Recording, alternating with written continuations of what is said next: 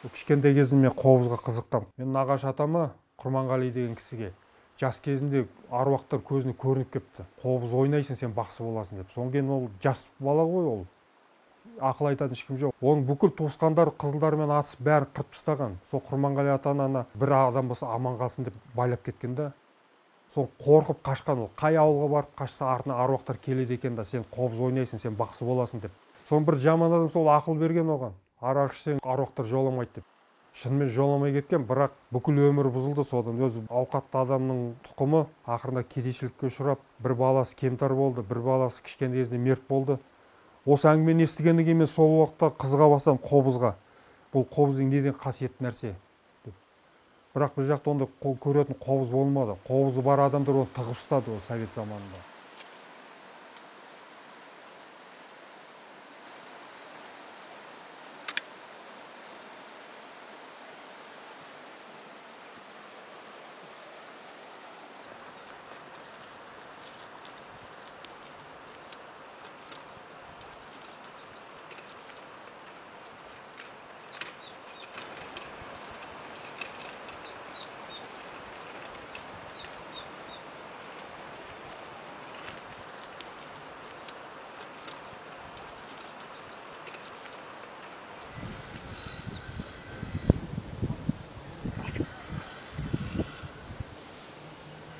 Көркемсурет училищесіне түстім.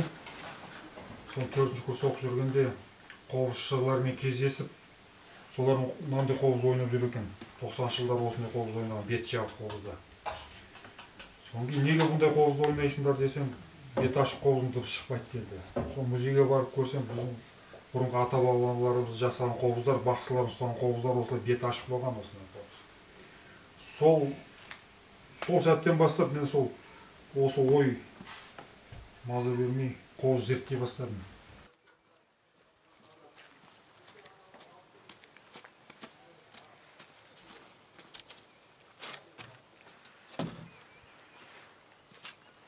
Мына жерде еврей төбедегі көш. Видеокамера қойып қойған.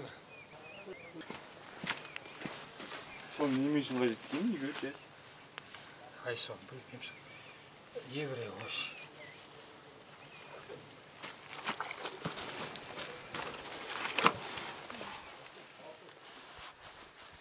Қобыз жасағанда таза болу. Мысалы жапондар ол өздерінің ата-бабадан келе жатқан дәстүрлерін ешқашан ұмытпаған. Оларына қылыш жасаудың алдында 3 күн ораза ұстайды екен. Соң елдің көзіне көрінбейді екен 3 күн. Көзден, тілден сақтанып сөйтіп жүріп барып жасайды екен да. Бұнда да бір шындық бар. Мысалы мен қобыз ең бірінші бастаған кезде бір ағаш берді да, соның кейін мынандай қайрап шот берді да, бет қаратпай шаба берді. Алдына шауып қалып, сіңірім шауып алдым. Жарты жылға дейін жүре алмай қалған мен аяғыммен. Содан кейін барып түсіндім, осы жағдайдан кейін. Қобыз жасаған кезде адам таза болу керек, дәрет болу керек. Бірінші өзін өзі күйге келтіру керек. Сол кезде ол көркем нәрсе шығады.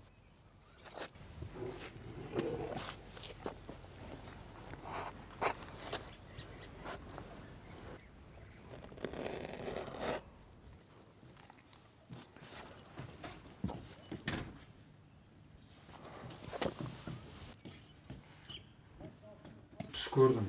Түсімде қобызды тура осылай әуеде қалықтап айналып тұрды. Осылай көз алдымда. Компьютер сияқты. Бір дыбыс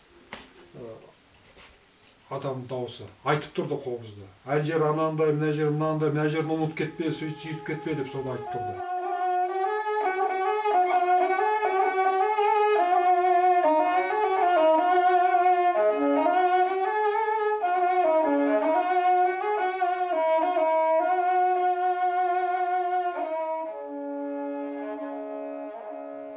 Жағдай қиын болатын. 90-шы жылдар ғой, 90-91 жылдар. Біз жаңадан көшіп келдік. Сонда нан алуға ақша жоқ болды істейді. Шешемді көшіріп алдым. Содан кейін қобыз сатам деп кеттім қалаға. Ой, керемет деп ешқайсысы салмайды. Сөйтіп қайтып келе жатып, жолдан консерваторияның общежитиясына кіріп көрейінші осында деп. Ұрақты келді Раушан. Келді ана қобызды көріп. Ой, мынау баяғы заман қобыз. Оны қисық, мынау шықпайды деп. ойнады. Түрі өзгеріп кетті, ойнады. Содан кейін сырт киім шешіп тастады, қайтадан ойнады. Содан кейін өзінің тиегін алып, кішкене биіктеу тиек салып еді, дауысы пақ ете қалды ғой, дауысы. Сол кезде мен қобыздың құдіретін сездім. Сол кезде алапат күш келді маған. Мына қобыз қанша тұрады, мен алам, қанша тұрса да алам деп сөйтті Раушан. Содан кейін мен оны $100 сатам деп шыққам дедім. Бірақ сен жақсы ойнайды екенсің. Қобыз сату күлкілі болып кетті, анда күш келгеннен кейін. Қобыз сатып жүрмін, күлкілі нәрсе, мен қандай керемет қолымнан бәрі келеді. Саған соны сыйлайын дедім.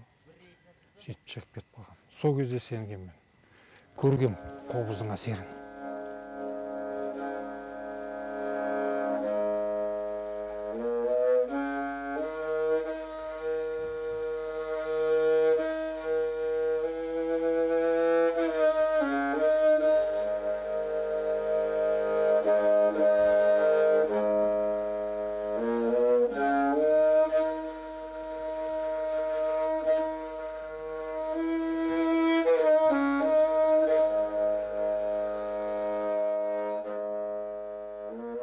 Мен қобызды ойнаймын, бірақ ойнағанда мен нота білмеймін, музыканы оқыған жоқпын. Өзімнің слухыммен, өзім ішкі түйсігіммен ойнаймын қобызды. Бұрынғы бақсылар қалай ойнады, солай ойнаймын.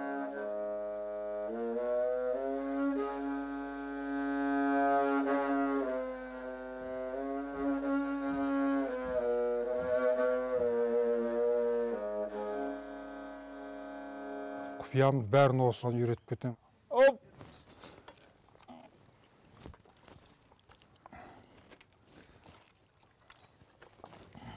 Жібере сал.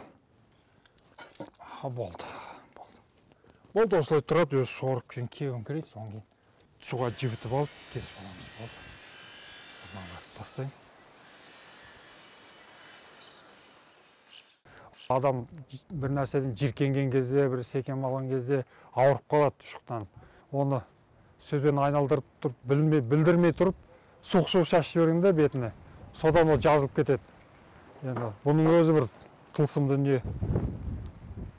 Бұл да бақсылық қой, бұл да.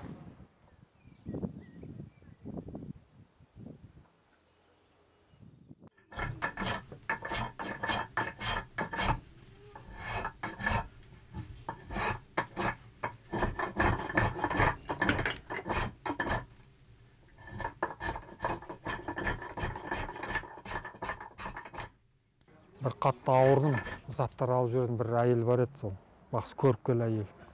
Сол сіз атадан бір бата алуың керек деп. Солар айтты, сен бақсысың деді, әкең сияқты өлесің ұстамасаң деп. Мен әкем өлді ғой, жүрегінен.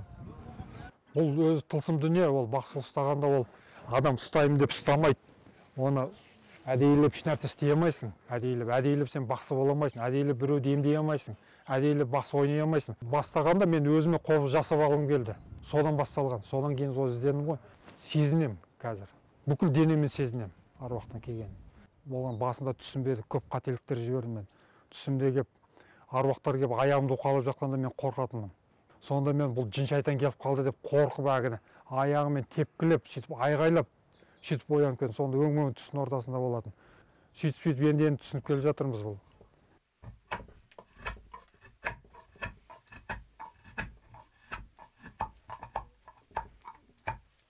Адамның мысалы аруақтар ренжігенде көңіл күйің болмай, бүкіл дүниені жек көріп сөйтіп кетесің. Адамдарды жақтырмай тұрасың. Аруақтардың сол әсері солай, ренжіген солай сезесің да, көңіл күйің болмайды. Еш нәрсеге зауқың соқпай тұрады. Аруақтар ренжігенде солай болады. Ал аруақтар мен риза болып бір жақсы қарым-қатынаста болсаң, алапат күш келеді бойыңа. Керемет энергия сезесің. Бұл тылсым дүние, керемет энергия. Оны енді сөзбен айтып жеткізу қиын. Оны бақсы ойнаған кезде көру керек, ол қалай болады. Әртүрлі бақсының әртүрлі аруақтары әртүрлі болады. Жындары болады. Жындарында әртүрлі болады. Кәпір жындар болады, мұсылман жындар болады. Содан кейін жындарына байланысты ол қалай, мысалы құс болса, ол құсша билейді, құсша айғайлайды. Ал қасқыр болса, қасқырша жүреді, қасқырша емдейді. Ол әртүрлі аруақтар өзі жүргізеді, өзі іс қимылын өзі жасайды. Еш нәрсе істемеймін. аруақтар жасайды да бәрі.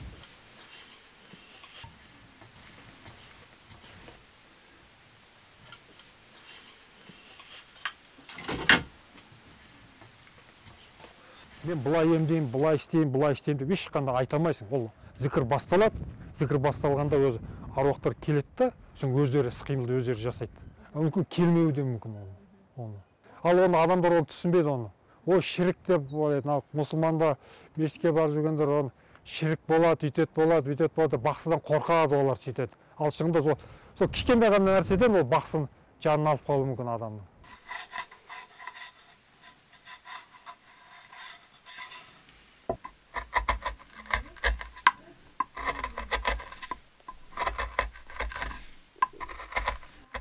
Қобыздың бетін ашық болып жасап, мен қазір әлі мойындамай жатыр ғой.